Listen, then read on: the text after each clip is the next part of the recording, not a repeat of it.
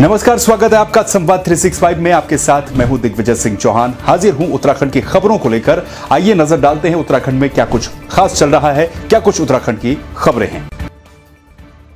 उत्तराखंड में बेकाबू कोरोना संक्रमण, लगातार बढ़ते मामले और संक्रमण के कारण हो रही मौतों के साथ ही राज्य में ध्वस्त पड़ी स्वास्थ्य सेवाएं और प्रतापनगर टिहरी में स्वास्थ्य केंद्रों में एक्सरे टेक्नीशियनों की नियुक्ति की मांग को लेकर कांग्रेस नेताओं के प्रतिनिधिमंडल ने प्रदेश उपाध्यक्ष सूर्यकांत धस्माना और पूर्व विधायक विक्रम सिंह नेगी के नेतृत्व में स्वास्थ्य सचिव अमित नेगी से मुलाकात कर उनको मांग पत्र के रूप में ज्ञापन सौंपा।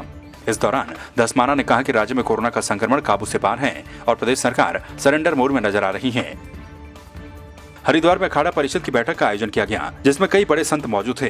अखिल भारतीय अखाड़ा परिषद के अध्यक्ष नरेंद्र गिरी महाराज ने बताया कि बैठक का पहला प्रस्ताव कुंभ मेला 2021 को लेकर था, क्योंकि सबसे बड़ी चुनौती ये है कि किस तरह से इस मेले को संपन्न करवाया जाए, क्योंकि जिस तरह से कोरोना महामारी के मामले बढ़ते ही जा रहे हैं उसका सीधा असर आगामी कुंभ मेले पर देखने को मिलेगा।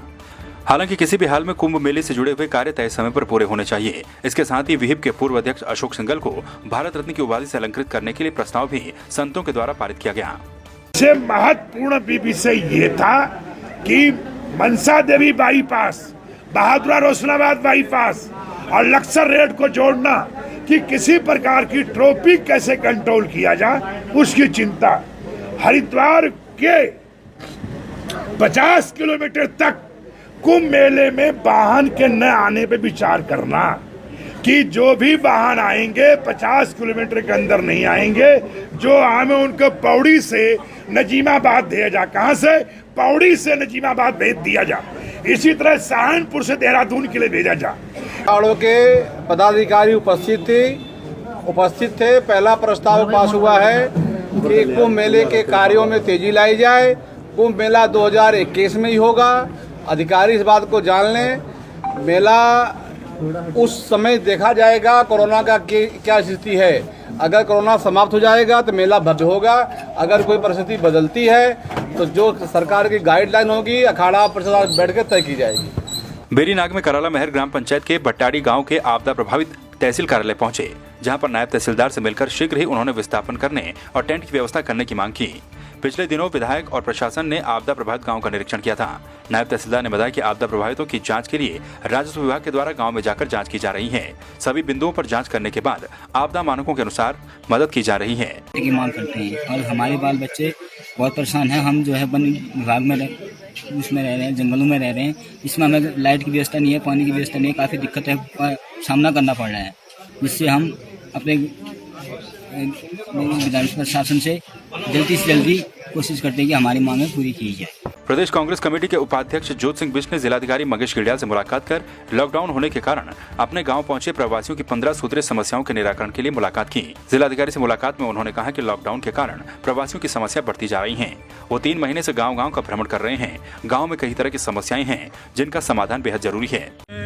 पिछले 3 महीने से जो हमारे प्रवासी बेरोजगार होकर के घर आए थे, उनसे बातचीत करके उनको स्वरोजगार से जोड़ने के लिए लगातार गांव का भ्रमण कर रहा हूं और वहां पर गांव के लोगों से बातचीत करके मेरे सामने जो बातें आ रही हैं तो उन समस्याओं को लेकर के आज मैं जिलाधिकारी जी से मिला।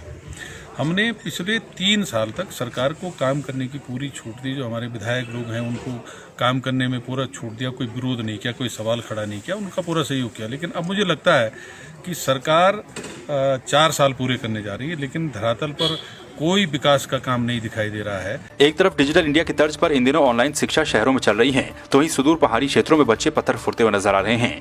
भिलंगना ब्लॉक के दूरस्थ गांव में बच्चे इन दिनों पत्थर तोड़ रहे हैं। क्षेत्र में संचार सुविधाओं का भी अभाव बना हुआ है। चमोली में भेड़ बकरी पालन की शुरुआत करने वाले लोगों को अभी तक सरकार की ओर से कोई सहायता नहीं मिल पाई। सीमांत नीति घाटी में इन दिनों स्थानीय लोग अलकनंदा घाटी और हिमाचल प्रदेश के भेड़ बकरी पालक अपनी भेड़ों और बकरियों को भारत तिब्बत सीमा के लफतल, सुमना, रेखाना नीति क्षेत्र से अपने ग्रीष्मकालीन प्रवास की चुगान के बाद बॉर्डर से नीचे लौटने लगे हैं। लेकिन लॉकडाउन और कोरोना संकट के चलते भेड़ बकरी पालक खासे परेशान हैं। परेशान स्थानीय और प्रवासी पालसियों का कहना है कि सरकार की योजनाओं का उन्हें लाभ नहीं मिल पा रहा है। सरकार उनकी मदद करे।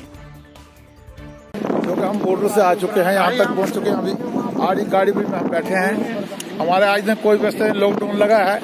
दूसरे कई लोग हमारे आ भी रहे हैं, बकरी वाले लॉकडाउन करने की व्यवस्था कर रहे हैं। वैसे उनको नहीं होना चाहिए, जो कि बकरी वालों जंगलों में रहना है और जंगल में रहेंगे, पूरा लॉकडाउन में कोई जरूरत नहीं है। जो में जाते हम बॉर्डर से नीचे आ गए तो अब कोई साधन तो है नहीं, लॉकडाउन की वजह से हमारे पास कोई उतनी ज़्यादा सुविधा नहीं है और सरकार भी हमारी कोई मदद नहीं कर रही है।